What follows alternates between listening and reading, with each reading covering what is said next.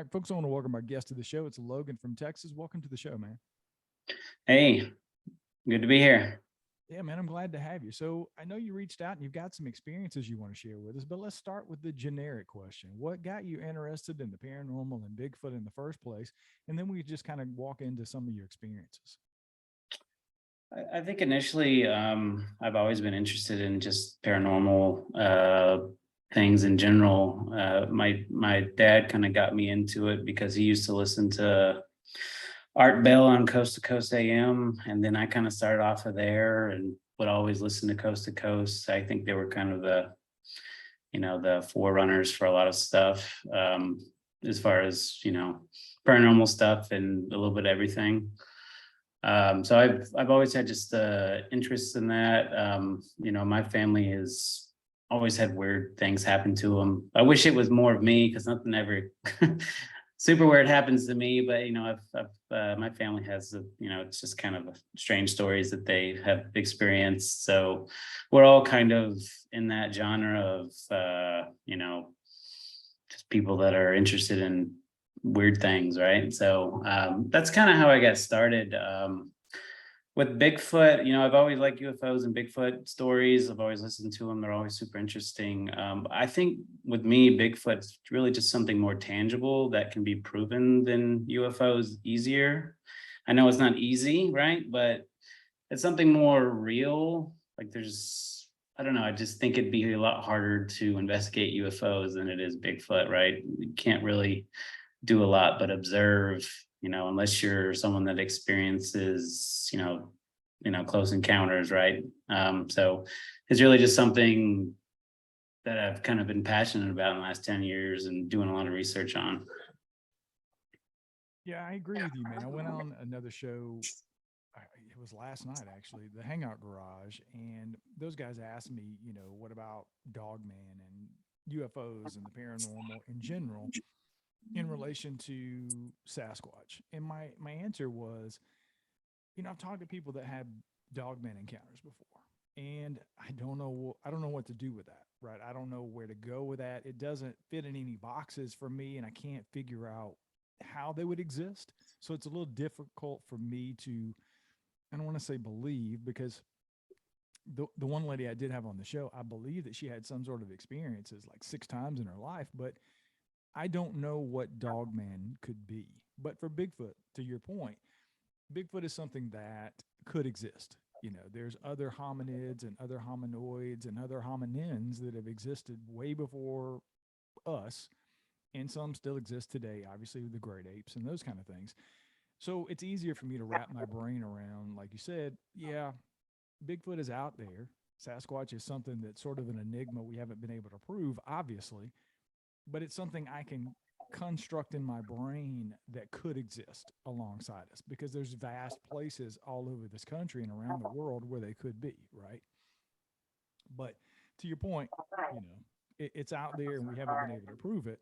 So, at the end of the day, it's one of those things that we keep talking about and trying to come up with evidence and figure out ways to prove it. So I know you've been on Bigfoot expeditions in the past. Is that correct? Yeah, I went out with Todd Standing last September, end of September. But that's basically the only expedition I've been on, just besides from like armchair research, right? YouTube research, whatever you want to call it. I think where I'm at in Texas, there might be activity around me, but getting to know the people that are having it without them, most of those guys just want to shoot it, right? So so it's more or less finding the right people that have I guess the right habituation sites, right? So it's a little bit difficult for me to find that. At least it has been from my experience. But yeah, I went out with so whatever got me interested in Todd was like I said, I listened to him on Coast to Coast. I think it was 2019 or 2020. He was on with George Knapp, I want to say. And he was doing an interview, and I've never heard of him before. I've never even seen Discovering Bigfoot. I never saw his documentary. I didn't know it existed. I've got 3 kids, so I've got a crazy life, so I don't have time to dig into everything.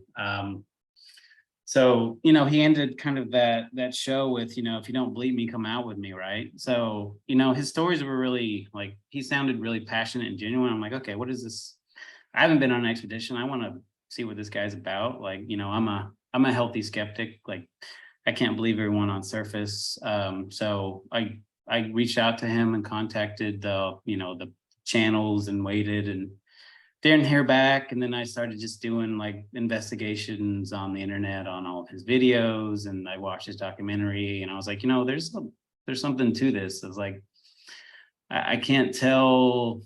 Like initially I was like, this guy is either the best, you know, makeup artist I've ever seen in my life, or he's got something to it. Right. So he was just really interesting to me. So I eventually got someone to reach out to me like 3 months later. I was talking back and forth, saying, if not this year, next year, put me on the list, right? I really want to go out. And it just kind of lined up and I ended up getting in touch with him. And, he goes through a kind of a process of elimination, trying to weed out people that are just there to just, be negative, basically, right? He's really into people that are open to the experience and want to be there for the right reasons. That was me, right? I wanted to see what it was about. So, he took me on, and then I basically just planned for the rest of the year to go out with him in September, and that's what I did. So you go out in September, right? And I'm assuming you went up to the spot up in Canada. Is that correct? Yeah, it's a spot out in Radium. I know he doesn't like to give exact locations, but it's in the Radium Mountains, right? Yeah, I think So we'll just that's put it broad there. enough. I don't think that people are going to go out there with a compass and find it. Right. I've had Ken Walker on the show before from Big Fur, and he's very familiar with the same area, and I think he's actually hooked up with Todd a couple of times, and he invited to take me out there this summer. Unfortunately, I'm not going to be able to make the trip, but Todd's invited me as well. And when I went on the Hangout Garage the other night. That's one of the questions that came up. Obviously, Todd's been on my show, so people are always interested in my take on Todd and his videos. And for months and months and months leading up to Todd coming on the show, probably almost an entire year, I busted his balls constantly about being a hoaxer and a faker because I too didn't know anything about Todd Standing, and then I did know about Todd Standing. And as soon as I did, I obviously watched the videos. And I remember the first time I watched Discovering Bigfoot, I sat there with like my eyes were like saucers, right? And I'm like, holy shit. There's Jeff Meldrum, there's John Bindernagel, and they're up in the woods with Todd Standing. And I know it was probably a lot of editing now in retrospect. I look back and I see the editing, and I've sort of went back a couple of times and watched what Jeff Meldrum in particular said, and John Bindernagel, the late John Bindernagel. And because Todd's thing has always been, hey, I'm this guy who takes you out to live interact with the Sasquatch. And Jeff Meldrum's been out here and live interacted with the Sasquatch, John Bindernagel. And I'm like, so I watched Discovering Bigfoot and I saw the footage, obviously, the day watchers, as he calls them, and the things that he presented in the documentary. And I said, I left there going, just very much like you opened the show. Either this guy is the quintessential special effects guy making these videos, and he's the worst hoaxer ever, or he's really captured the best film that we may ever see of these creatures in the wild. And so I kept reaching out to Todd. He wouldn't come on the show. Finally got Les Stroud on the show.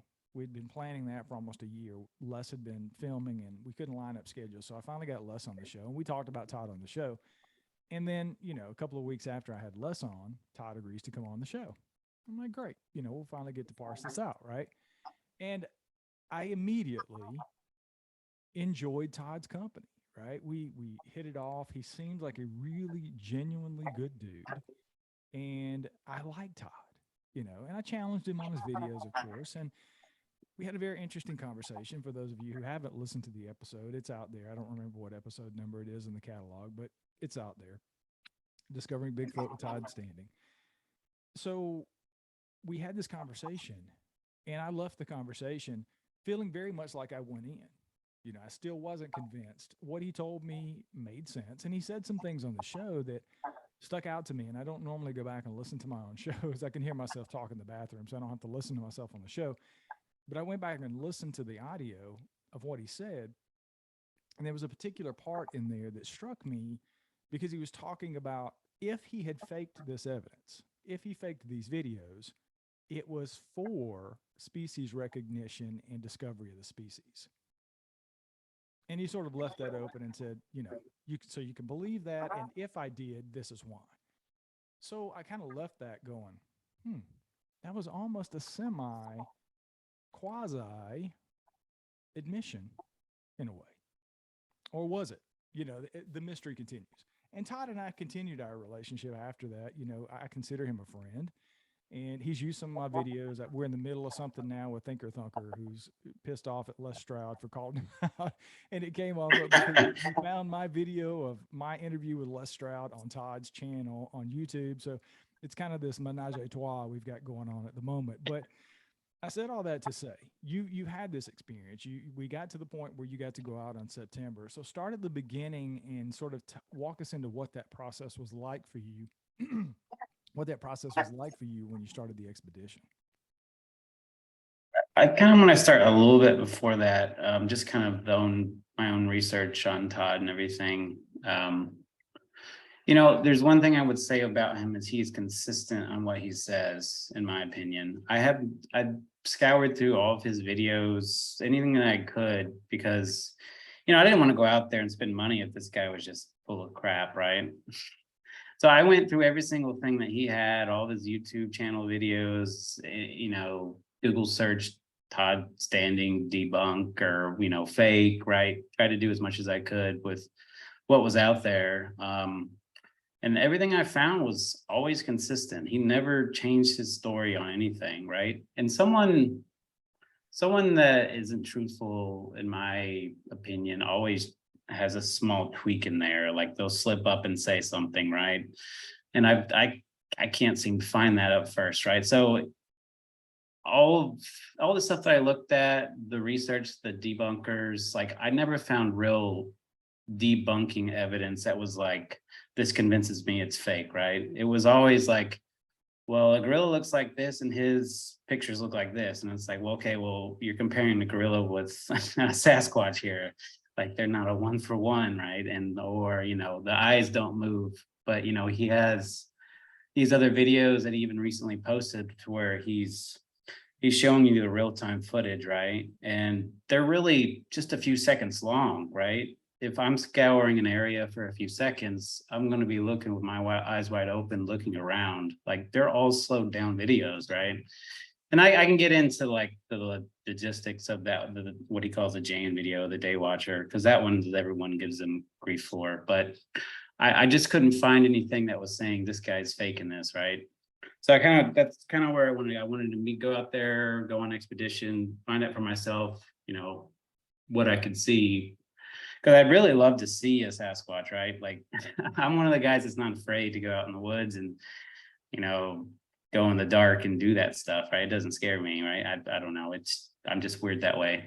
So that's kind of what I was looking for. Some kind of interaction, some kind of visualization. Obviously a visualization would have been perfect. But I was okay with just having the experience, to be honest with you. Going out in the Canadian woods for, you know, 7 to 8 days. I mean, I can't really beat that, even if I don't see anything, in my opinion. And it's just a good outing, honestly. So I'll just start from like right there. That was kind of my mindset, right? So just to begin with, you know, he does all the planning and stuff. Like he kind of just takes care of everybody, and safety is like always his number one thing. You stay in the group, you don't venture off. You know, he's really wary of bears, mountain lions. He's got like a old camper. I don't know what year it is, but it's not the best camper. And you know, he's got kind of like a hookup for like solar panels to it for just certain things, right? But it's basically a shell there. So when you're sleeping at night, you don't get mauled by bear, right? Everybody thinks they're going to go out there, you're going to be in tents in the wilderness. And he's like, no, we're not, your safety's number one. We're not doing that. So I'll just say that front. He's a really good guy in that way, right? He cares about people, and he doesn't want you to get hurt out there.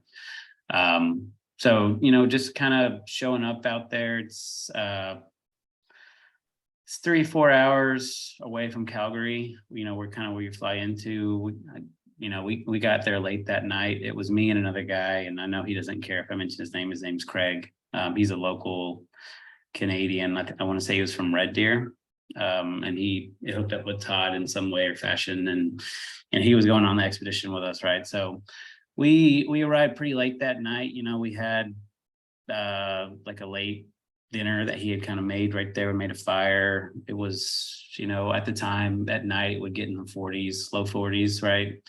So we kind of just stayed up and told stories and ate by the fire. I wasn't really expecting anything to happen. We had just gotten there in the kind of pitch black, right?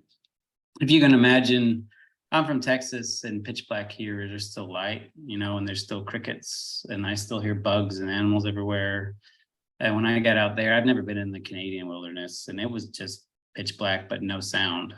So I wasn't used to it. I didn't hear any bugs. It was very weird to me, right? I'm used to just hearing everything. So we kind of just called the night, that first night, and woke up, and next day, get supplies together, you get water together. He kind of does like a water test and says, here's a bottle of, Aquafina, and let's go to this stream over here and we'll mix them up. You tell me which one's better, right? So, obviously the one from the stream was better, the runoff from the glacier, right? So, he's, I'd say Todd is very much a spiritual person. He always mentions that he was trained by the Cree Indians, like an elder on tracking, and he has a lot of respect for the Indian culture. And so he's more about like going out there and being in tune with nature than most people would think. The first day he really just taught us about like the habitat and all the plants and the trees and everything you can eat. And he just starts picking up all these berries, and these are bunch berries, these are bear berries, these are, there's 4 or 5 different berries you can eat in the vegetation. So he just kind of went off on everything that he could think of. It's like, how do you survive out here? How would Bigfoot survive out here? What would they eat? What would they forage on? What would they chase as far as the animals, the elk? Just kind of how would cohabitat with everything else in the forest out there, right? So a lot of the upfront stuff was kind of just him guiding us through kind of his, what he calls his habituation area, right? And it's kind of like on this lowland with kind of these ridges around it. It's honestly a worse place to be for anyone that doesn't want to get stalked, because you got hills all around you and you're in the middle of them, right? But he does that on purpose because he wants the Bigfoot to have the high ground. He wants them to feel comfortable coming in, to feel like they have the advantage, everything else, right? So everything he does is opposite of what Survivorman says of what you would do in a survival situation, right? But yeah, I would say a lot of the first day when we went out with him, it was just, on his documentary, he shows you the tree breaks, and I saw at least 200 tree breaks all over that place. And there were some that 10 years old, there was some that was a year old, and they were just everywhere. And it was so bizarre to me. I wasn't expecting that, right?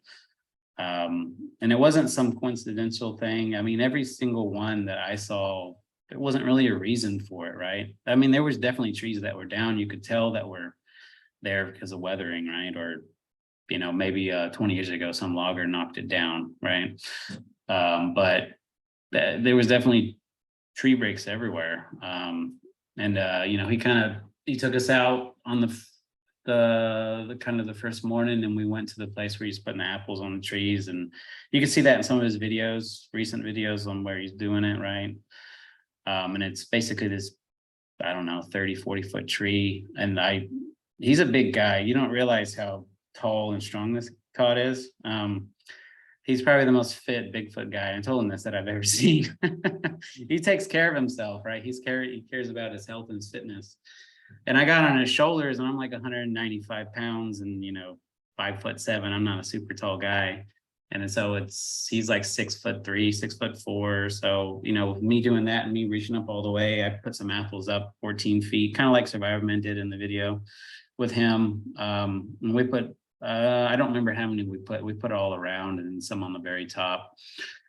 So as we're doing that, he was like, well, let me talk about like wood knocks and rock knocks. I don't really know that he thinks that Bigfoot, and this is just him talking to me, is doing wood knocks just because he thinks it's not going to be loud enough. So he kind of has the mindset of this rock knocks more than wood knocks. So they're basically picking up this rock, that'll fit in your hand, decent sized rock, and hitting a tree with it, right? That's kind of one of his theories. I know the other theories is that they do it with their mouth somehow, right? They have some kind of vocalization. They can do that kind of with their mouth, and it's just super loud. So it could be both. I don't know. But he was showing Craig. He's like, Craig, pick up that rock, right? He picks up this rock. He's like, now hit that tree as hard as you can with it, right? And this is the tree with the apples on it. He's like, okay. So he hits the tree. And you hear, a decent sound. It probably maybe traveled 50 feet with all the foliage everywhere, right? There was just a lot of, it just blocks the sound in the forest like that. He's like, so what do you feel? He's like, my hand hurt really bad doing that. And he's like, was it, it wasn't super loud though, right? It wouldn't, so he's like, so this is what happens. We usually will make a call. He'll do a call, or he'll hit with that rock, and then we'll just see if something happens. So that's what we ended up doing. And I want to say 45 seconds after he hit that tree, we just hear the loudest.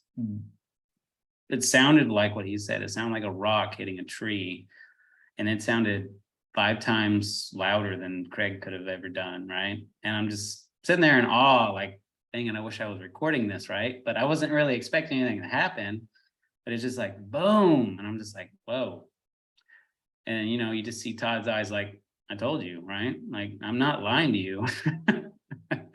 And I was just like, okay. And that's pretty interesting. And I have, my instinct is I want to go run over there and see what's going on. And his instinct is, they're just getting to know you guys.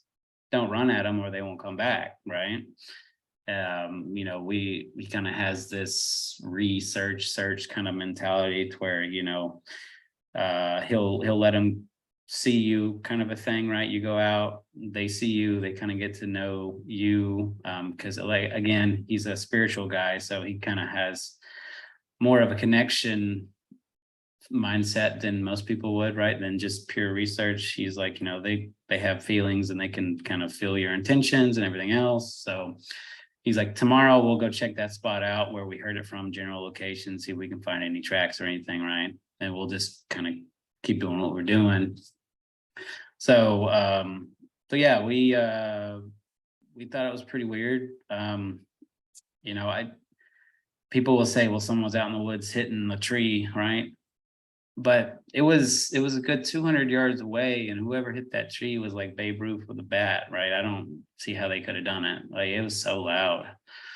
And I didn't see one person out there. There was nobody. It's so remote. Like, if somebody's hanging out in the woods at night doing that stuff, my hat goes out to them, because I wouldn't do it. And I wouldn't know how much you'd have to pay someone to do that. It would be a lot of money. So, and I don't know, Bigfoot researchers don't make that much money, whether, you think Todd is this millionaire, he's not, right? So, yeah, that was kind of my first experience, which for me was really cool because I've never experienced something like that, right? And leading up to this tree, there's like a soft moss going up right in this area, and you can see these 14 to 16 inch prints going up this tree, and that's kind of like up the hill to this tree, and that's kind of why he puts the stuff out there to begin with. He's like, well, they left these prints for a reason, let's see if they'll take some gifts, since they're not stupid. They know when they leave prints and when they don't, so they're doing everything for a reason, right? I mean, it makes sense on paper, right? I mean, if you're the most, hide and seek champion. You're not going to leave prints just because oh, I didn't know I couldn't step there, right? You're going to be more in tune with where you're stepping. So that was, like I said, that was the first experience I had. And I wrote a bunch of notes down, like on my expedition, because I wanted to keep it down or I would forget it, right? So I probably got like 4 pages of notes. I write them every night on my phone, and I'd take it down and be like, this is what we did, this is what we saw, kind of a thing, right? So, so kind of just going off of those, that night, I'd say, we have dinner, we're basically scouring all this land and going and looking, he called, like I said, he calls it research, kind of going back to places he's been, seeing if he sees more new evidence for tree breaks, seeing if he sees new, footprints, something weird, right? So, that night we were all around the campfire, and most of the time, well, at least with me, things happen between the hours of like 9 to 11, mountain time, like at night, right when the sun goes down, which would make sense because on all the stuff that I've kind of listened to and learned, that they're more nocturnal than, daytime kind of hominids or whatever you want to call them. So that night we're sitting around the fire talking, telling stories, and that's kind of his methodology, right? If you're going to go out with him, he's not going to go out there in the woods with a flashlight and shine it everywhere. If that's what you're thinking, you're going to go out in the woods and shine lights everywhere and be like, what's that? What's that? And it's not really him. He's like, I want them to come to us, right? I don't want to scare them. I want them to be comfortable. So that's basically what we did every night. We'd sit around the campfire. We would laugh, tell stories. He kind of has a theory of, if you have like a good nature about you, you laugh a lot, you seem like a genuine person, that they were more attracted to that, right? So he always encouraged us, tell jokes, do whatever you want to do, be normal, they could be watching you, they could not be, right? So that's kind of what we were doing, and we were sitting around the campfire, and we just hear this, I would say it's about 75 yards, like to our left. We just hear like this weird owl sound, right? And it was like targeted, and it was like, ooh, like that. And it sounded like more of a weird imitation of an owl to me, right? And I'm from Texas. I've heard owls before. And it did it twice in a row, right? And we're just like, okay, that's either an owl or that's something trying to talk to us, right? And then, like I said, it's dead calm out there. I don't hear bugs. And I would always notice, I'm like, man, it's so dead quiet out here. There's nothing. Like, I can't hear anything. All I hear is a crackling of the fire, and that's it. So we hear that sound, and we kind of just pause, and we're like, okay, that was weird, And I know, like, Survivor Man will always say, Todd's always like, oh, that's a Bigfoot. It's definitely a Bigfoot, right? And he, I don't think he's that way. He's more of like, could have been a Sowie owl, or could have been a Bigfoot. I'm not sure. We'll go check it out the next day. We'll see if that general direction, we'll go check it out. We'll see if we can find any evidence, right? So he's very evidential in that manner, right? His protocols is not to say it's something before he knows, it's something. And then, so right after that, I'd say about 15 minutes, we're just kind of talking about it. And like right over my shoulder, I'd say 10 to 15 feet away, I just hear the weirdest sound I've ever heard. And it was like a chirping. And the only thing I can describe it as is like, like that, right? And I was like, I don't understand what this is. And Todd and Craig are just looking at me like, Todd's like, I've heard something similar with like a baby infant kind of sounding that way, like a juvenile. So, maybe that's a juvenile coming close, but it was super weird. I've never heard anything like it before. So, I'm getting like, okay, I've had like 3 things happen. I've only been here like a day and a half. I'm like, I'm hoping to see something like this. Is pretty cool to me, right? So I mean, that's pretty much all that happened in those experiences. It was just sounds, right? a lot of what he does and kind of his, day to day is he goes to places where he's seen stuff. Like I said, he does research, right? And he kind of takes us to places where, in the past expeditioners have seen, something like physically, or he knows spots where, there's tracks that he's seen before. But, and like you're walking a lot, like you have to be in good shape to go out there, because it's like nothing but uphills everywhere. We went up a few mountainsides that were like starting at like 3,500 feet going up to like 7,000 feet. It's not for the people that aren't looking to get a good workout, because it's hard. So a lot of what we did was a lot of hiking and just looking around, and kind of going to places where he's had stuff like that. And like the days when you're not hiking, like we're on these electric e-bikes, right? So we're going to some spots that are just honestly just beautiful to look at, right down by the river. And just kind of exploring the whole area. So like I said, we did that a lot. I'm trying to like turn 7 days into a smaller conversation, right? But I'm trying to give you like this high level of, if you were going to go out with Todd, what would it be like, right? So, and I'm trying to go over my experience with you, and then I'll try to like just hit on just my opinion of everything, right? So, we, I don't remember if it was the next night or the following night. I know one night we didn't have a lot happen. I know he said, and I didn't hear it. He said he heard in the middle of the night like a boom, boom, boom. He says that they're called the boom. If you ever listen to any of his stuff, like that's what he calls them. That's the sound that they'll make. I didn't hear it. He said he heard like 3 booms. I'm just like, great. I didn't hear anything, but I believe you. So the Craig is he's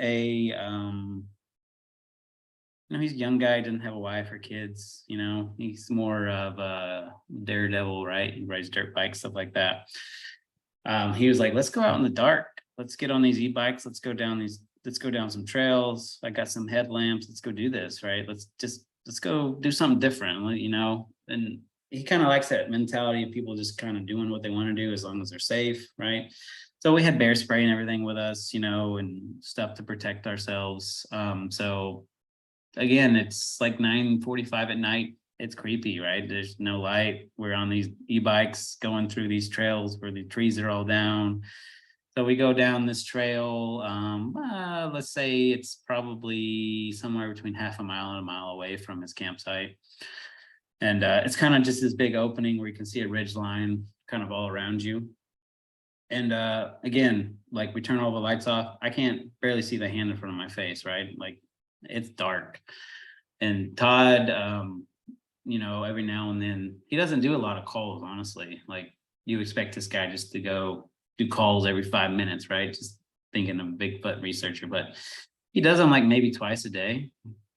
So he stopped at this spot and we're like, okay, let's do a call. And I don't have his voice, and he does this like really loud call. He did it to his left, and I northeast. I couldn't tell you directions there, but he did it to his left in this ridge line, and then he does it to his right on this ridge line. He's like, all right, if we're gonna hear something, we'll hear it in probably 2 minutes, because that's usually what I get, right? I usually will take somewhere between a minute and 2 minutes, and I'll get something back.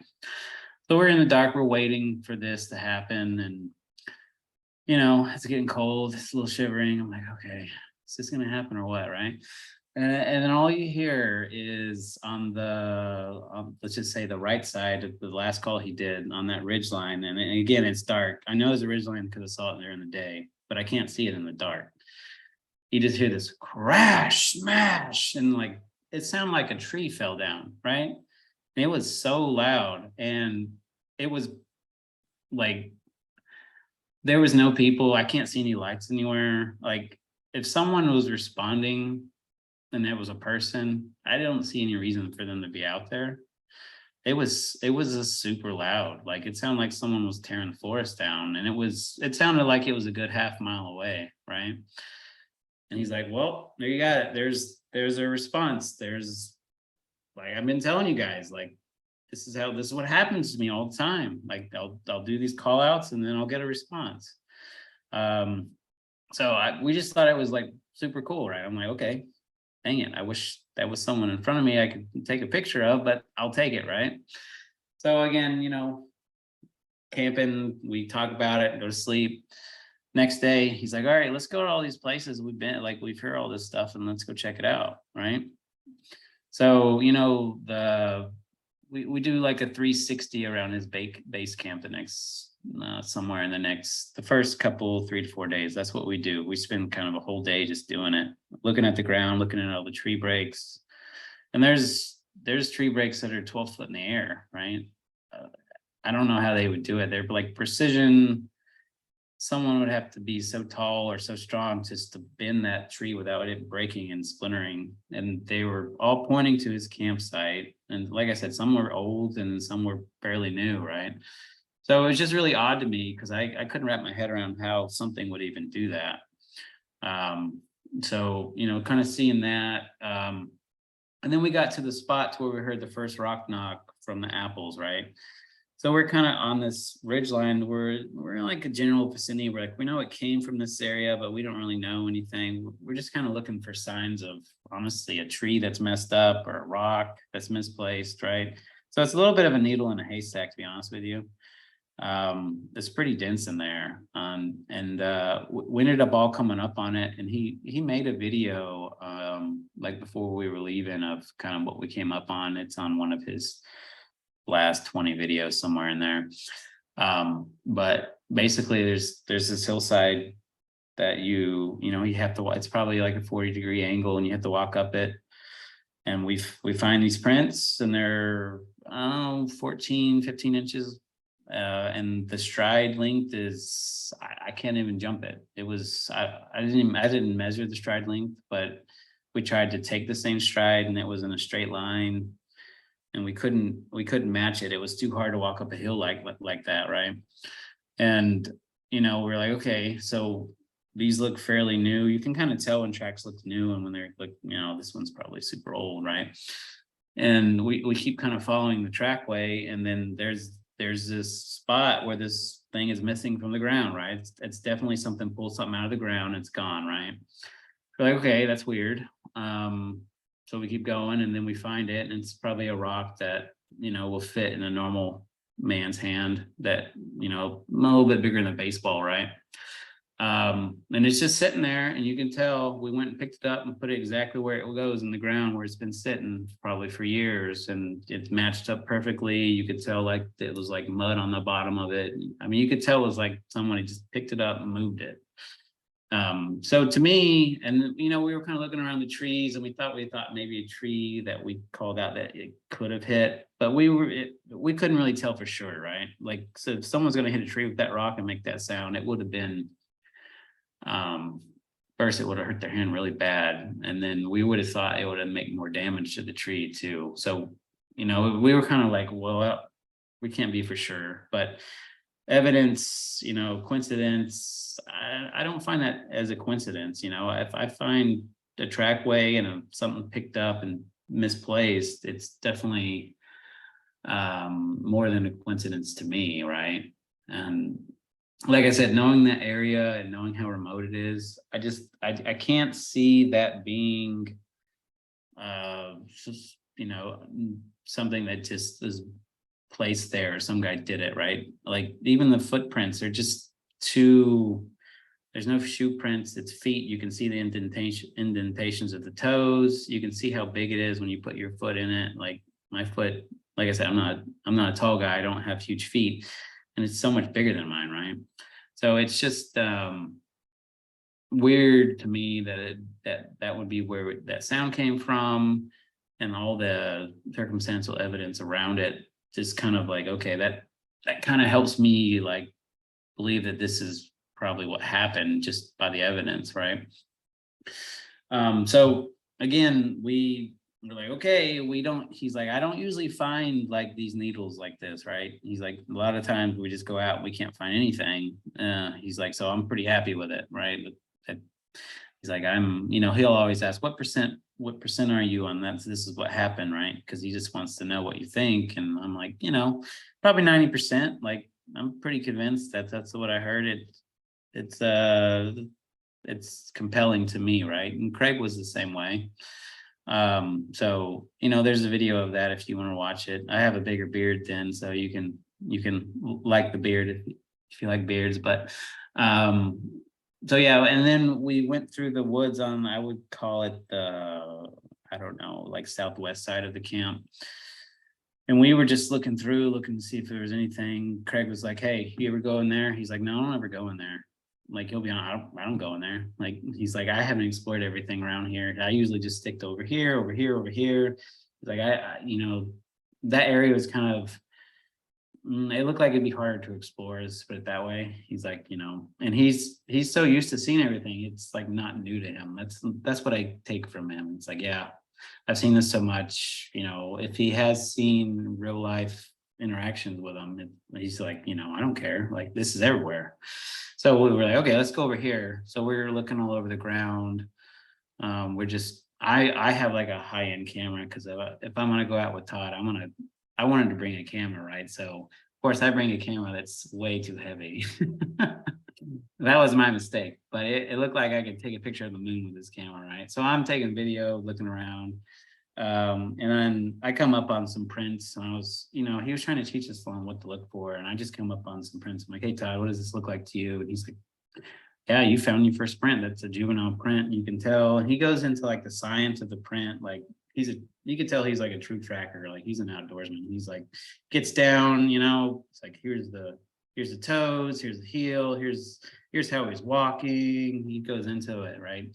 So I mean, it was definitely a bare print of, to me, again, I'm a believer in Bigfoot, so I'll call it a Bigfoot. And you could tell it was smaller, like a juvenile Bigfoot.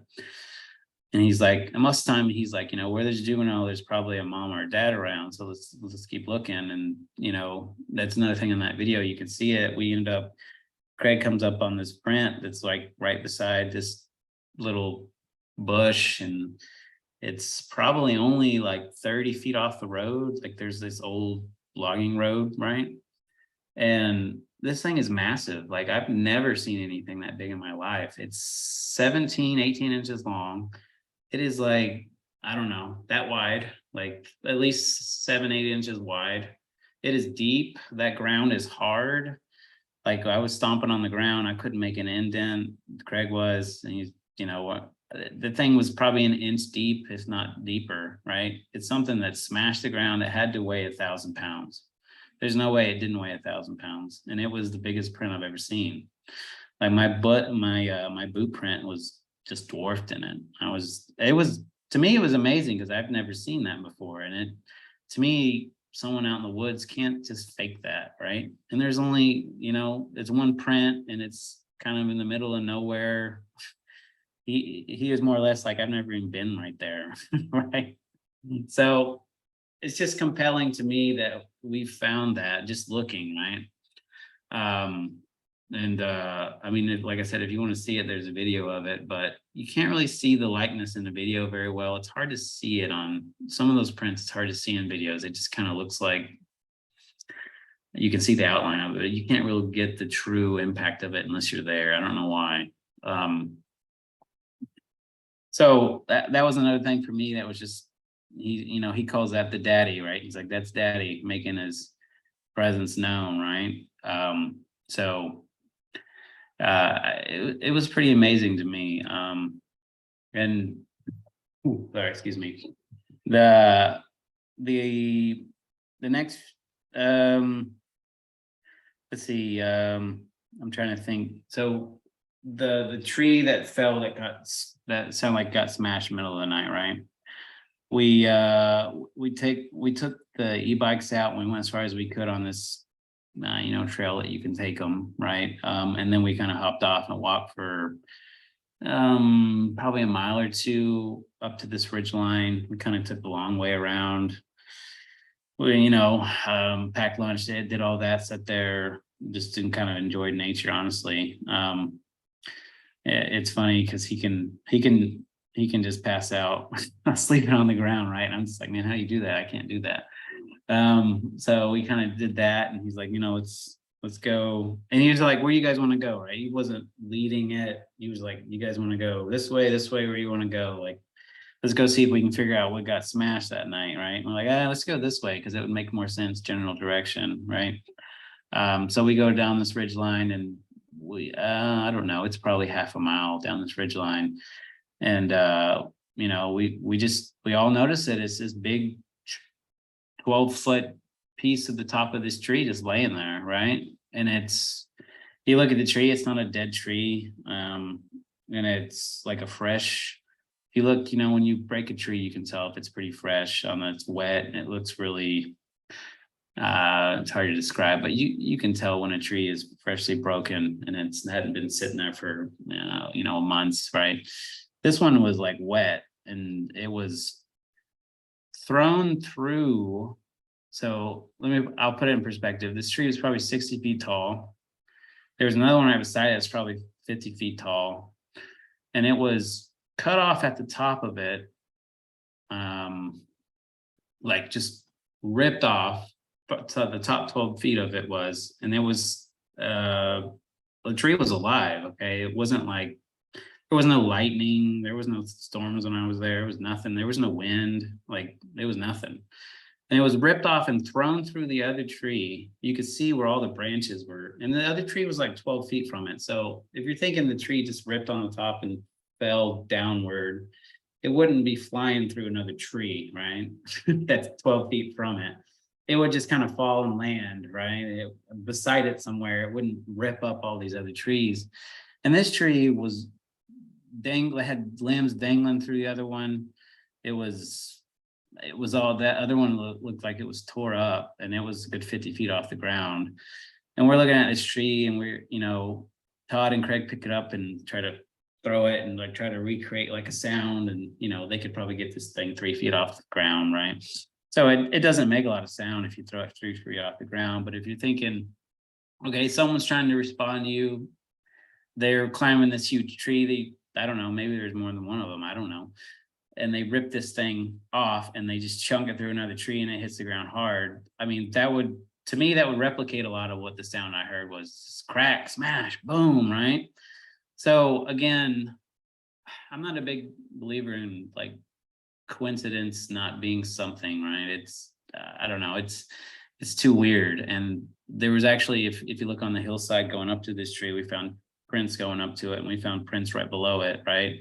There's actually limbs where we could see where whatever went up it broke some of the limbs off. And and even there was a weird branch, and I can't remember what it's called. I'm really bad with tree names, but there was a branch from some other tree sitting in that one that got all beat up, and it didn't even belong there. Like, it was just hanging up there, like something had ripped the branch off this, and I apologize, I can't remember what the tree's called. He went over all these tree names. It was just sitting there hanging. Like, Craig's like, hey Todd, why is that branch up there? He's like, what are you talking about? He's like, why is that branch sitting up there? And he's looking at it with binoculars. He's like, I don't even want to talk about it. This is he's like, I don't even know. It doesn't make any sense. He's like, what? This tree is not even that tree. I don't know why there's a branch up here that doesn't even match either one of those trees. So again, it's just like, did I see a Bigfoot? No. Did I see a bunch of evidence for one that kind of coincided with the region that I heard a loud boom? Yeah, I did, right? So it's, again, just another one of those things where I'm just like, okay, this is pretty weird. Like, it's cool. I'm not seeing, like, I'm not having this guy in front of me at night talking to me, right? No Bigfoot's talking to me, but I am having some kind of interaction with something. It's communicating in some form or fashion. And it's, technically it shouldn't be happening, right? And it's only happening when we're doing these call outs or we're doing these tree knocks. So to me, it's not coincidence, it's something, right? And, just seeing, and this is, you can take my opinion from what it is, but just meeting Todd, seeing, his resources, you know, kind of how he lives. I went and stayed a night with him before I left before I left there, because it was just easier to leave in the morning and stay at his place. You know, I met his family. I met his sister, and I can tell you, sister's not a makeup artist. You know, I met his niece and nephew. And, you know, he's not a guy of means. And, you know, I'm an IT guy, right? I am an engineering. I work for Verizon. I do automation and platform engineering. So, you know, I'm a technical guy, right? And when I talk technical stuff with him, you know, nothing against Todd, but he's not someone that can fake a video with CGI, right? That's just me talking to him, right? He doesn't have the know-how to do it, right? And for him to be able to do that on his videos and everything else, it just doesn't make sense to me, because he doesn't, for one, he doesn't have the time or the resources to do it. And two, he just does not have the technical ability, right? And I don't think anyone does, just looking at the videos. Again, my opinion, I don't think he can do it. Like, for him to do that would have taken him 10 years. And even then, why do it, right? It's not worth it. It's, you know, he's gone through so much pain, and, you know, half the people love him, half the people hate him. You either love him or you hate him. I don't know if I met anyone in between. So it's, you know, he really does, just talking with him, he does it for the, you know, the existence of the species. He really does want to prove that it's real, right? And he does always say, you know, I don't care who gets there first, as long as somebody gets there. Which I think he really does believe. I really feel like he feels that, but I really, you know, he wants to be someone, when they do find it, that he wants to do the research, you know, he wants to be there doing it. You know, it's not really about money or stuff, or, you know, fame to him. It's about, hey, I told you so. Now let me be a researcher and research these people, you know. And that's the sense that I got from him, right? I never, you know, I would ask him about details, and he would go into details of how he got some of the footage. And he, you know, he calls them by like video 1, video 2, video 3. I'm not going to do that, right? But, you know, just the sounds that these things that were attacking him with the flares, or whatever you want to call it, where they're taking the apples from him and they're just growling at him. Like, he doesn't have the ability to make a video and do that. That's just my opinion. You know, he's a, you know, he says he's a videographer, or, you know, a film, you know, I don't know, a documentarian, right? But he is, you know, he's not Hollywood trained. He's self-taught. I've seen the equipment he uses. It's not high tech. It's not like this big camera on your shoulder. It's not, you know, anybody's big Hollywood budget, right? So I just don't see it. It doesn't make any sense to me. And I know that's kind of off on a tangent, but that's that's kind of my mindset of what I kind of took from it.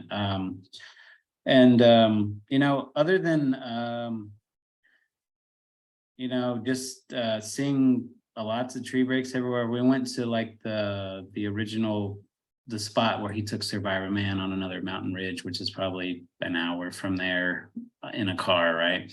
So we went and hiked up there one day, and he showed us where, you know, he did the flare video. He goes out in the tent and screams, right? And if you haven't seen the footage, like the raw footage that he posted of that, I don't know when it was, a few months back, you know, where he actually swearing, you know, they don't bleep it out, you know, all those sounds. I don't know how he would make that. I don't know how you make those kinds of growls. And you know, you could hear the fear in his voice. Like, he's not an actor, right? I don't know. I can't see it. And, you know, he kind of took us to that spot and where it was and showed us. And then he kind of took us where he's like, oh, up there is where I took Survivor Man, you know, and I'm looking at it, and it's a 8-hour hike up that mountain, right? You know, for anyone to go up there is crazy, right? And I kind of want to go up there. I'm a bit crazy. So it's you know, I'm actually going to go out with him in the end of June, because honestly, I I'm still interested, and I still want to have that visualization, right? I still want to see it. Um, I did have interaction, but it wasn't like I didn't get to see it, right? I'm someone that would like to see it, right? It doesn't affect me or scare me. Like to me, it'd be like, man, this is awesome. This is a life experience for me. Um, so I'm gonna go back out with him, and I kind of want to go up the mountain, right? I want to go up the Survivor Mountain, but he doesn't take that many people up there, so I got to convince him. So anyway, Let me ask you this, Logan, before we go any further.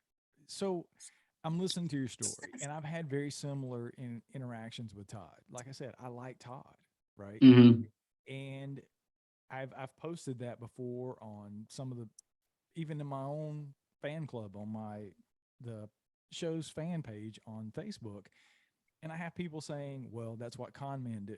They rope you in. They're extremely nice. They're very, you know, appealing. It's almost like the, as you were talking, I was making notes as you were talking, like it's almost this Wizard of Oz sort of thing, right? It's the man behind the curtain pulling the strings, because I was making notes to go back and ask, and you answered some of these things as we went, so I sort of checked them off. But as far as like the wood knocking or the rock clacking against the tree, yeah, you're in a remote area, but let me put my skeptical hat on. And I'm not necessarily busting your balls here, or even Todd's for that matter. I know my audience is probably screaming, saying, ask the questions. So a skeptical person would say, right, this is where he takes people on expeditions all the time. He's charging people money to go out on these expeditions to live interact with a Sasquatch. How many times can he take people out and nothing happen, and word get around and people stop coming, right? So right. it wouldn't be difficult in theory to have somebody who's a local in that area or even works for him or whatever the case may be to go out and say, hey, pitch a tent today, pitch a tent tonight, and when we do this, you do that. So it's giving you some bang for your buck kind of thing. And I had that written down. Do you think that's a possibility that somebody could be out there doing these knocks or responding in a certain way? Now, obviously, if you're talking about a 12-foot section of a tree falling out of a 50-foot tree, that's going to be a little hard row to hoe for anybody, right? So Right. that may not be as easily explainable, but certainly if you're going to the same place over and over and over every summer, taking, 3 or 4 trips with different expeditioners, it would not be beyond the scope to have somebody that you could place in the woods and say, hey, we're going to have them do this. And when they do, we need a response. How do you feel about that?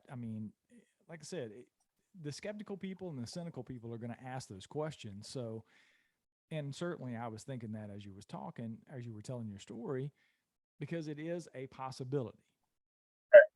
Not to say that that's what happened, but how do you feel about it now that you've experienced it as a possibility? I would, and this is just me, I would say it's a very small possibility just based on the environment. Because we went back and did that, we tried to replicate that knock, right? We couldn't make it loud enough. It would fade in 50 feet, and you couldn't hear it. So whoever does that would have to know how to do that like so loud. To me, again, it's not really feasible. And we didn't really have a set schedule where he's like, let's go right now, right? So someone would have to be like sitting in the woods, like fully paying attention, unseen, at a moment's notice, be like, okay, I gotta do this now, right? So I don't know. I don't think it's very feasible in my opinion. And even some of the stuff we did was just spontaneous, right? Like he was more or less like, you guys go where you want to go. I'm not going to lead you anywhere, right? One of So the like the interesting black, That was one of the interesting things that I thought that I even made a note when you were talking is letting you choose the direction. And like the time you went out on the e-bikes at night, which you weren't typically doing, this guy suggested that, unless he was a plant for you, of course, my cop brain and my cynical and skeptical brain goes to, well, maybe this guy Craig or whatever was a plant for, you the expeditioner to say, hey, Todd's not telling us where to go. Well, why don't we go out at night and then you have this experience? So, but I thought that was an interesting part because I think that's one of the things I didn't even understand about the expedition. He's asked me to come up, and I've considered it. If I can work it into my schedule, I'd love to do that, and maybe even do a show about it or something like that. But if he's allowing you to choose, it is a little bit less likely, in my opinion, that somebody could be in the woods, like you said, doing that. I don't think it's impossible, but I think it's certainly less likely than if he were sort of the director pulling the strings kind of thing. Right. Yeah. I've thought about it. You have to be skeptical. I just can't see a way of doing it. Sure, maybe it's possible, but I just don't think it's logical. Um, and that's just me coming at a skeptical mind, because I wanted something to happen, but I came out with the mindset of if nothing happens, I don't really care, because I get to hang out in the woods for 7 days, right? So if this guy's a fraud or a phony, oh well, like at least I got to enjoy nature for 7 days and get away from the city, right? So I mean, I wasn't like this true believer guy that was like, oh, whatever, a super fan or whatever you want to call them, right? I just really, I just want my own experience, right? So I take it for what it is, on the surface level, and that's how I do it. But yeah, it was very spontaneous. Nothing, we woke up when we woke up. He didn't say, let's get up. I was up before him every day. He does like, his stretching and all this stuff. He's, like I said, he's in good shape. He does a lot of stuff. Like we just kind of like, he's like, well, no, well, let's go over here today, and you guys kind of lead the way, or we ended up going like up like what he calls Strawberry Mountain, which is, it was pretty hard to hike, right? And nothing happened, and it was like, okay, well, nothing happened, whatever, like, at least you got to see an awesome mountain. Right? So and I will say, there's one experience we had, because we had such experience with the going out at night on the e-bikes. We tried to do it again, right? Like we're like, okay, well, we got something came out of that, let's do it again, right? So again, Todd does not like us to be unsafe. He's like, we're not going on the e-bikes, I don't want something snatching you. We're gonna take his car up this trail as far as we can, and then get out of the car and go do this, right?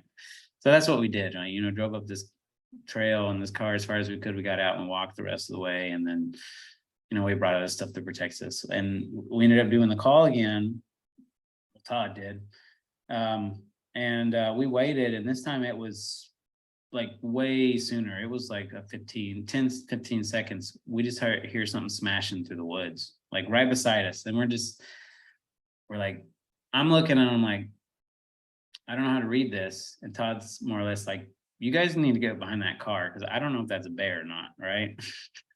So we're kind of, in the middle of the night, shaking, cold, behind a car, like, what do we do here? Craig, he had experiences of his own, and that's kind of why he was out. Like, he wanted to see if he could have more. So he had like some stuff where you could listen in, you put the earphones in, looks like a satellite. And he was trying to listen in. He had like a thermal thing. It wasn't like high-end stuff, but stuff you could buy for a couple $100 probably. He was doing that. He was like, man, I can't see anything, and we kind of hear the smash, smash, smash, and then nothing. He's like, I can't say that was a Sasquatch charge. We'd have to go investigate in the morning. It's too dark. It could have been a bear. I don't know, but it's either a Sasquatch or a bear. So the next morning, I mean, we were all kind of excited. We were gung ho. He's, we go out there right after we have breakfast. We go back up there.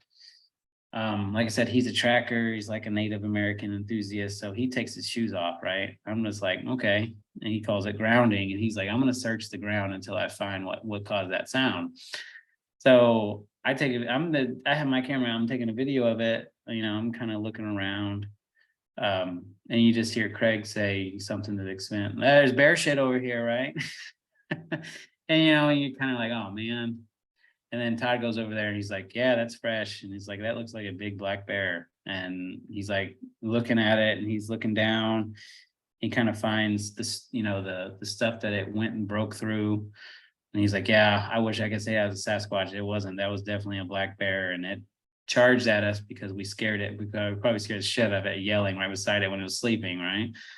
So, he could have said, yeah, it's definitely a Sasquatch. That was a Sasquatch charge, this is it. But he was analytical about it, and he wanted to make sure that's what it was, and it wasn't. So it's kind of a bummer, and kind of just puts perspective of, he's not just always like, oh, there's Sasquatch, right? I mean, he's pretty in tune with the woods, and he doesn't want to say yes or no until he does his own, footsteps by whatever sound he heard or visualization he gets, right? So he's pretty good about that. Like I said, I know Survivorman said he's always just like jumpy and like, oh, there's Sasquatch, like that's definitely a one. I didn't really get that aspect from him. I don't know, maybe he's matured and grown and get out of that, right? I don't know. Everybody grows a little bit. So, but yeah, I mean, I wanted it to be a Sasquatch. I wanted to have that story of, something running in the woods and was charging me, right? But I was like, God dang it, it's just a bear. So, I mean, that was just another thing, my wife thought I was crazy. I was like, yeah, I got charged by a bear last night. She's like, oh my God, what are you doing? I was the only one of the guys that had, I work in IT, so I had like a satellite phone because that's one of my agreements of, I got to call my wife at least once a day to know that I'm alive. So that's what I did. I had a satellite phone, that was the only form of communication because you don't get cell phone signal out there. Well, before we close out, I want to ask this question, right? Where were you going into this expedition as far as your skeptical level of does Bigfoot exist or does it not? And where are you after the expedition? Whether the expedition was the defining factor of whether you believe these things are real or not, where are you today versus where you were before the expedition on whether they exist? Before I went out, I was, it's kind of like X-Files. I want to believe, right? Like, I think it's cool. I think it would be awesome if it was real. I want to believe it. I don't really know. All I know is what I see on internet posts and videos, right? Because I've never gone out and done my own field research. So that's kind of my mindset going into it. I just think the Bigfoot phenomenon, whatever you want to call it, is just cool in itself. But thousands of testimonies and all of these people's like visual sightings, it's like the UFO thing. Not everybody can be a liar, and it only takes one to be real, right? It doesn't take 1,000, it just takes one. So if you're looking at numbers and stats, there's too many for it to not be real, in my opinion. And kind of leaving it, I learned a lot more about like stuff that I didn't know as far as, trackways and vegetation and, how to tell how long something's been sitting there. So I would say I came out of it with a lot more knowledge, and I saw a whole lot of physical evidence that I believed that was related to Bigfoot. But yeah, it's kind of just driven me even further to want to know more. But I truly do believe there's something out there, and I think it's more of a tribe of people, hominid, whatever you want to call them, and they're just more in tune with nature than we are, and they've always been that way, right? And I think eventually we will, prove that. I don't know who's going to do it. I know in every region it seems like there's different types and there's different sizes, and they have, I don't know, like you said, the woo-woo, they all have different abilities, right? It seems like every tribe has their own kind of ability, or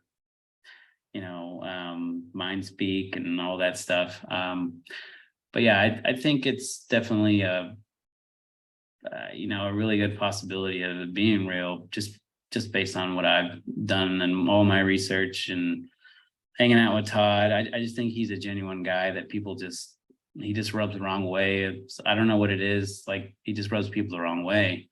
But if you kind of say, okay, I'm going to try to get past that and really look at this like I'm a real researcher. I'm going to take it for what he's saying. I'm going to see if it's real or not.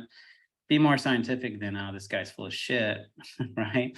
And just see what happens. And that's kind of what my approach was. It's like, okay, I'm gonna see what happens. And if nothing happens, then whatever. If something happens, great, you know? So Well, it was definitely an experience.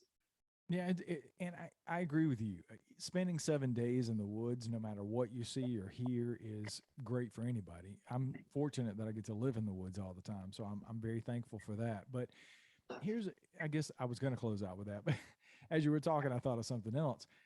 The question has always arisen for me, and people have asked me this question: if Todd's videos are real, and he continues, if you follow him on Savannah Bigfoot, and I highly suggest you do. If you don't like him, it is what it is, but the guy's entertaining, if nothing else. So, if you follow his videos, he's constantly chasing and talking about getting more evidence and getting more videos and getting that next video that's going to prove the existence. Well, my question has always been, if any of or all of the videos, I don't know what he's got, 6 or 7, like you said, they're all numbered 1 through 7 that he's presented over the years. If they are in fact real, why is he continuing to chase getting more video evidence? Because that's clearly not done it in the past. I mean, they're not going to, I don't know how they could get any better than what we already have. So I guess that's my question. If it's hard to understand, No, I get it. why is he continuing to chase and get more video evidence when he's already presented the most high quality, almost ultra 4K video of these things that I've ever seen? You know, I got to look at it from his perspective. If he's gone through all that and had those experiences, and he's had other experiences that he's like brought up in like very short conversation and doesn't go into detail about, right? If you're affected that much by something, I mean, you're going to keep going, right? You're not going to just stop. It doesn't make sense to. I don't know anyone that's passionate about doing anything and just stops because they say, okay, I've learned all I can learn, I'm done, right? So I don't know. I get what you're saying, but at the same time, it's just a passion. If you want to get it down to the bare metal, it's what he's passionate about. It's what he likes to do, and that's what he wants to give the world as his legacy is, hey, I helped provide discovery of these people, and let's learn about them and learn from them, right? So that's my take on Todd as far as his mindset goes on why he keeps doing it. Because I mean, if you watch his videos, he's always telling his kids, you guys don't want to be a Sasquatch researcher. I want you to do your own thing, right? So he knows it's hard. He doesn't want his kids to go through what he goes through. It's a drive and a passion, and has people have talked so much shit about him, and every time I see any posts, it's half great, half negative, right? And it's not worth arguing with people because they already have their opinion. They're not going to change it, right? So I just figured that's kind of why I wanted to go on. I wanted to give a perspective of more of a broad perspective of Todd from my own experience, right? And kind of what I've learned from it and going out with him. And I honestly can't say that I believe that he has the ability to hoax like that at that level. That's just my opinion of my own research, right? So you can take it for what it is, but I'm not a stupid guy. I know I know when someone's trying to pull something over my eyes here, and I would have already said it, right? I made jokes with him too. I mean, I said he was looking for his keys one day, and I said you couldn't find them. And I was like, I don't want to look through your stuff. I don't want to find a Bigfoot outfit, right? And he just laughs it off. I think it's funny. I take it as a joke though. I don't take it seriously. But he's just he's a good natured guy if you get to know him. He loves his family. He's gone through a lot of problems in the last years with trying to get his kids back. And again, that's a lot of the reason why he has to come up with a lot of new stuff, because he's just been in turmoil about personal issues. And, I think he's back to where he can kind of wrap his head around it. Because when right after his documentary came out, he kind of went through that. So it was like he was at the height of people knowing who he is to the very lowest that he can possibly feel with, his family situation. So you got to give him credit where to give it, where it deserves, because he's been through a lot of stuff. Yeah, I agree, man. And I really appreciate you coming on and sharing that, Logan. I've had a blast talking to you, man. And it's not easy to talk about Todd in general. People A, they get tired of it, and B, they have these preconceived notions about Todd and his stuff. And every time I mention him on the show, I get shit from the listeners. So I'm sure this show will be no different, because it's very difficult to change anybody's mind. Everybody has that preconceived notion, and they've already made up their mind that he's one thing or the other. I try to keep an open mind. I thought one way before I had him on the show, and now that I've gotten to know him, and like I said, I consider him a friend, I think differently. I'm not so convinced as you to this day that maybe all the videos are what they seem to be. But at the end of the day, I don't discredit that Todd has had experiences and that Todd is a generally good guy and he's in it for the right reasons. I guess that's how I feel about it. So I really appreciate you coming on and sharing that perspective, man. Not too many people get to do that, and I really appreciate you doing it from a Yeah. perspective for sure. Yep. That was awesome, man. Yeah, not too bad. So you're going out at the end of June, you said? Yeah, June 20th to like the 27th. Yeah, I haven't talked to Todd in a while. We were planning on posting like 8 of my videos, and then we did the first 2, and then he started doing expeditions, and I've been busy, and we just haven't gotten to. But I'll definitely have to text him tomorrow and say that I had an interview. I actually, in private, I've told people in the past, because you're like I don't know, maybe the 4th person in the last 2 or 3 months to reach out to me that had been on expeditions with Todd. I think 3 of which had positive experiences. They wanted to come on and talk about Todd on the show, and one not so great. And I was like, damn, should I text Todd and say, are you sending people? Because I've obviously continued to talk about him on the show after I had him on, and I'm not 100% there. I don't know that I'll ever be, honestly, with all of his evidence, but I was like, is he trying to plant people on the show to talk about his expeditions? Honestly, I didn't even talk about doing this with him. I heard you do an interview, and you were kind of like, I don't know if I believe it. And I think there was a young guy, like 26, you were talking to, that was saying something about he can't believe it because they have hair on their forehead, and I was just like, oh my Levi. God. Yeah, Levi. Yeah, so I just totally disagree with that guy. Like, I don't know, that's not something that I would say is like evidence at all, but so I was kind of like, well, I want to give perspective of someone that's actually been out with him, and I can't say that I saw anything. I feel like I experienced a lot, right? Yeah. And I think that's kind of what he offers. The guy before me, he didn't have anything, right? Nothing happened. And he was straight up. He's like, yeah, last expedition, 0, nothing. He's like, I was pretty disappointed with it, but what am I supposed to do? Right. And he's like, I don't know what I did wrong. Right.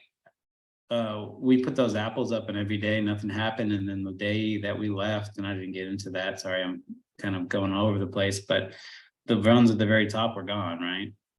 And it's like, okay, well, if I'm an animal, I'm going to eat the bottom ones. I'm not going to eat the ones that are 14 feet in the tree, stuck on something really hard, right? And there's going to be like droppings and everything else, like squirrel eat it, like be everywhere. And I think ever since like October, they've been taking all of his apples, and like he's super happy about it, right? Because I think the one where he in the video where he was out with the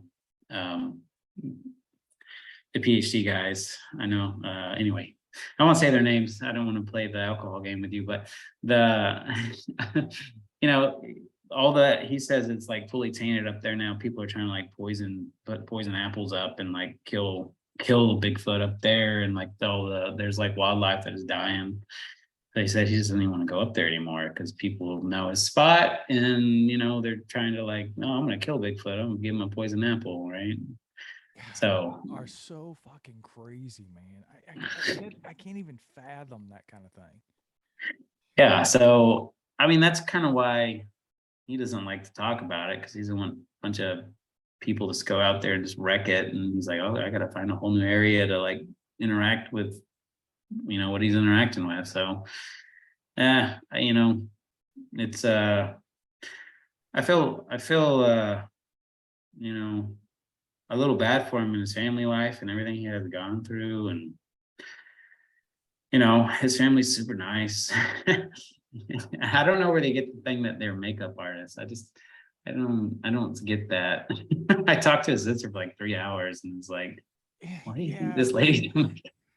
we we've been on Zoom call. Danny and I've been on several Zoom calls with Todd and her. Once, I interviewed him, he reached out and he wanted to use some of my videos on his page because he's trying to come up with new content. And his content is basically just him talking, right? He does these videos and he's drinking out of his mason Mhm. jar and that kind of thing. And he's like, I really like to use some of your videos. And I was like, sure, you know. And I gave him the video of him, obviously his interview, and then the one from Les Stroud, and they've done really well. I think they're over 100,000 views, collectively, and that's exactly what he wanted. He wanted some traffic on his website, and hopefully it would translate into some new listeners for me. YouTube is a weird thing, man. People don't click through. They don't translate into podcasting and things like that. So I don't really think it did me any good. But Yeah. well, Thinker Thunker's talking about my show because of that. But at the end of the day, I gained a new respect for Todd, and I really do. Like I said, just spending time with him and talking with him, and he's definitely a good dude. I just, you know, I can't get past the. It's like the 3 second rule. I talk about it on the show all the time. It's kind of like the Doug Highcheck 3 second rule. 3 seconds into looking at his videos of these Sasquatch, I get this feeling that that's not real. It's completely different than Patty behind me. When I watch the Patterson Gimlin film, I get that 3 seconds in, and I'm like, holy shit, that's a real creature, right? But with Todd stuff, it just doesn't seem that way to me, and I've become that person. I've talked about on the show so many times.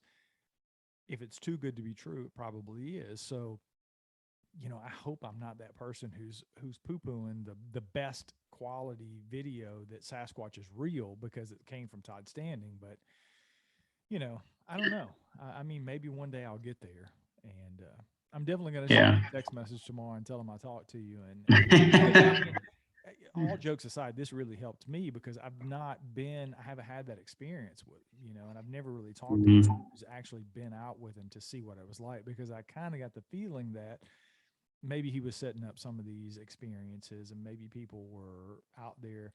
Obviously you wanted to see something. You most 90% of people who are going to put some money on the line Mhm. are already believers and they want to feel that they're interacting with the Sasquatch. So it makes it a little bit easier for the con, if that's what's happening, to transpire, right? Right. So hearing from somebody like you who's clearly intelligent and is not drinking that Kool-Aid per se, it helped me sort of understand what happens with him on an expedition and maybe just Todd in general. So I appreciate it. I'm sure Yeah. Yeah. I'll probably catch You a know. lot of shit for the show and like, oh, why are you Hey, guys talking about Todd Standing? And I'm like, well, because we need to talk about it, right? yeah, I would agree. I haven't seen a lot of people put out content that I can say, it's the BFRO is, I don't know, they're just like horrible. Like that Matt Moneymaker guy, he's just full of shit. And if anyone's out for money, it's him. I mean, it's it And I takes know Todd. dedication. Todd is trying to scare. He's just like me. He's trying to scratch out a living, right? People have given me shit for being a podcaster who's trying to make money off of Bigfoot. It is a passion for me. I absolutely love doing the show, man. It is something that I never thought I would see myself doing, but it's something that I literally get up every day and I can't wait to work on. And I'm passionate about the subject. I really believe these things are real and I want to prove that they're real. So this show is sort of it does so many things for me. It allows me to do the research behind the mic. I don't have to go and climb the mountains, right? Unless I'm in Hmm. my backyard. And I can document all these anecdotal encounters that people have because I think that's some of the best evidence we have, honestly. So it does so much, but I don't even know where the fuck I was going with my thought but it is, you've got people like Todd that are so polarizing in the community that you know it, I don't know. It does so much on one hand for the discovery, and on the other hand, it just turns people off. So I think a lot of it is competition and like wanting to be the de facto person for Bigfoot, right? Someone someone wants to win the crown, right? that's what I was talking Everybody about. what I Before I got completely sidetracked, I was talking about sort of the capitalism and the making money off of Bigfoot. In order to do things like Todd does, or do things like I do, to have people having these conversations like we have that listen, tens of thousands of people listen to my show every week. And in order to do that, I don't think people they don't comprehend that it's a capitalistic environment, right? Like I have to make money doing this. right, I can't continue to work 50 hours a week and drive, 2 hours a week round, 2 hours a day round trip to a job and then do the quality show that people expect to push this forward. I have to be able to step away from that and do this full time. And you have to make money. Todd can't continue to take people out for free and do the research that he does and put out the things that he does in order to push discovery for free. Nothing in life happens for free. So, right. you know, at the end of the day, people look at him and he's just trying to make money off of Bigfoot. Well, yeah, he's got to feed his family. And Right. he is a full-time Bigfoot researcher, and that's all he does. That is his job. So you want the benefits of the videos that he makes and he films and enjoyment of watching the things, the fruits of his labor, kind of like people who listen to my show, but you don't want to pay for it. So it has to come from somewhere. There has to be this give and take. So, people who call Todd a capitalist, sure, he's a capitalist, but so am I. And so are you. Everybody goes and does a thing and they get paid and they feed their family. It just happens to look different for other people. And I'm not exploiting Bigfoot. I've never exploited Bigfoot for any money at all. I try to lift the subject up and continue the conversation and do what little bit that I can to further the subject and make people comfortable talking about it so that maybe we can all get the answers that we seek. All right, I'm off my soapbox. Yeah, I'm with you. I like your approach. I started off listening to the Sasquatch Chronicles, because I was pretty much only coast to coast, and I was always, into David Pilates and Bigfoot shows and UFO shows and kind of all over the place. But yeah, I kind of got burnt out on Sasquatch Chronicles. I don't know what it is about him. It's like an arrogance or something. I don't know why. Wes and I don't talk anymore. He helped Yeah. me with the show early on, and there's a whole story. I was actually literally editing a video today of me talking with somebody that I don't share that story with very many people, but yeah, Wes and I don't talk anymore, and Yeah. there's a reason for that. Um, I don't necessarily agree with, and I wish him the best. I think, I wouldn't be doing this show if it weren't for his show, and I get compared to him all the time. I'm the people on Apple Podcasts. You're ripping off Wes from Sasquatch Chronicles, and you're stealing his show.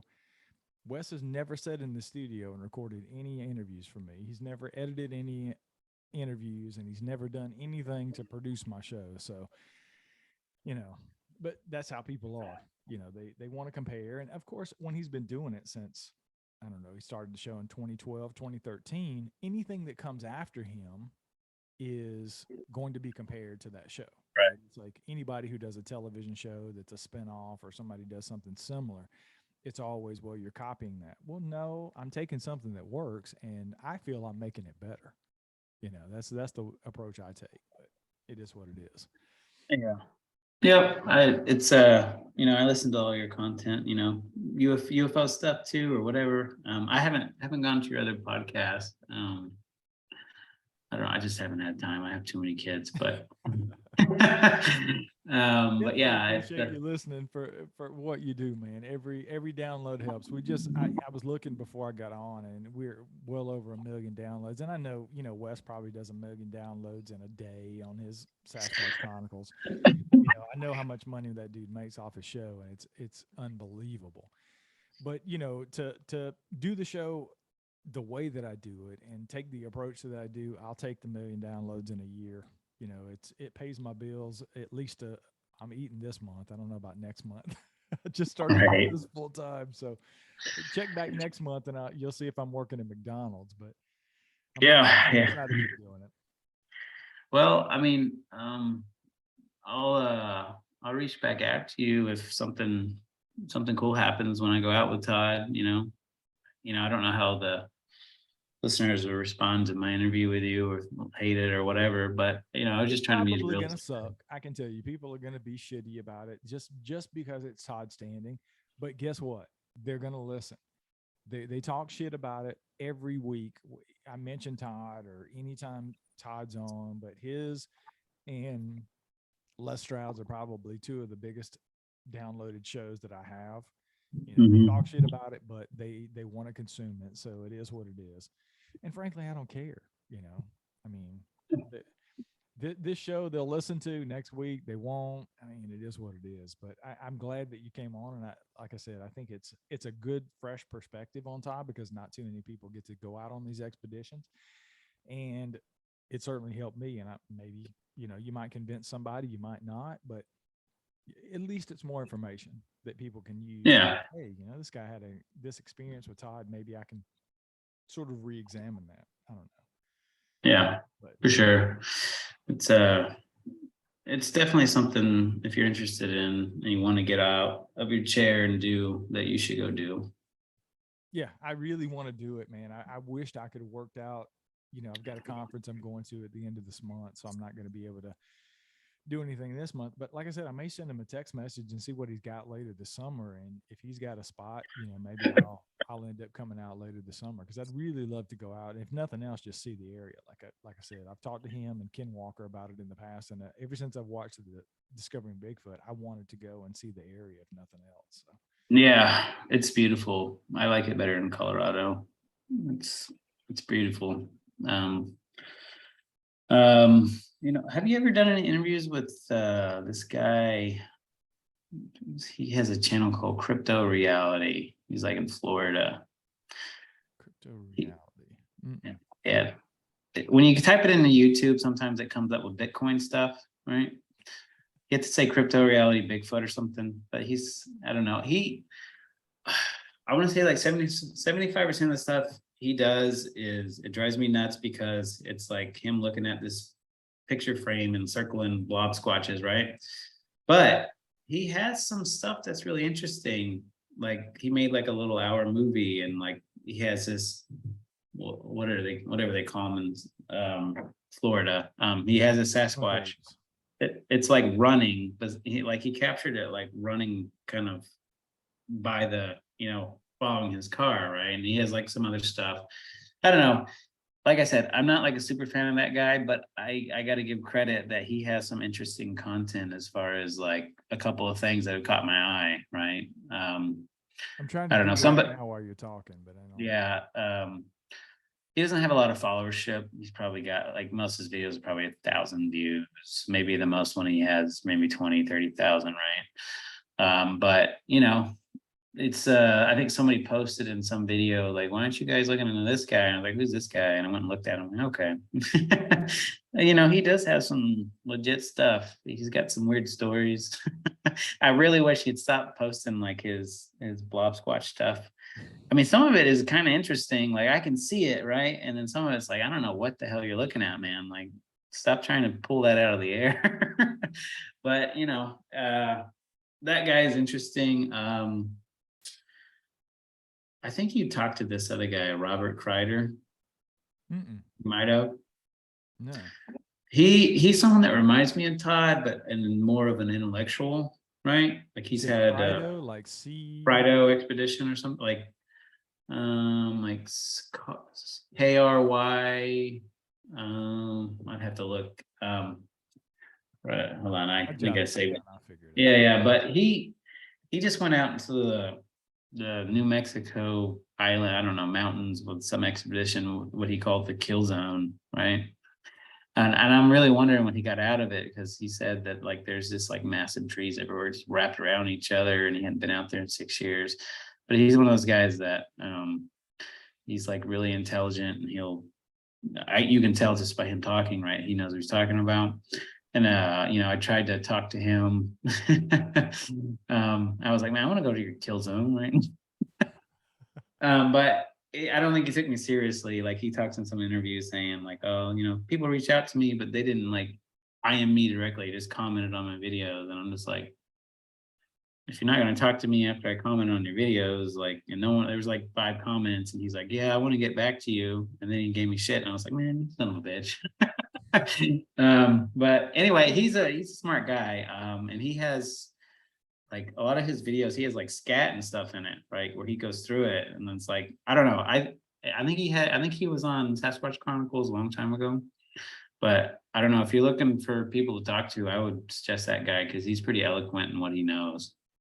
I jotted it down. I did the same thing with a couple of people, man. I've tried to get Thinker Thunker. You literally cannot. I've done like deep dive research trying to get Thinker Thunker on after he started posting about the video last week.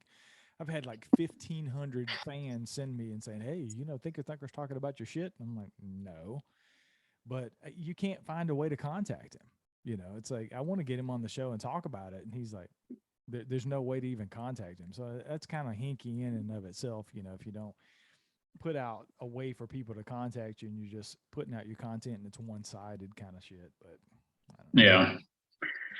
Well, I was just giving you some ideas. I want you to be successful, Well, I definitely appreciate it, man. Well, I'm gonna hop off here. I got another interview in like 20 minutes, so I got to go scarf down something to eat before I get in this interview, because it's probably gonna go 2 hours. It's a UFO interview, so Okay. Well, it's a deep rabbit hole. yeah, yeah. Well, I wish you luck. It was good talking to you. All right, man. Let's stay in touch. I appreciate it much. All right. Thanks. Have a good one.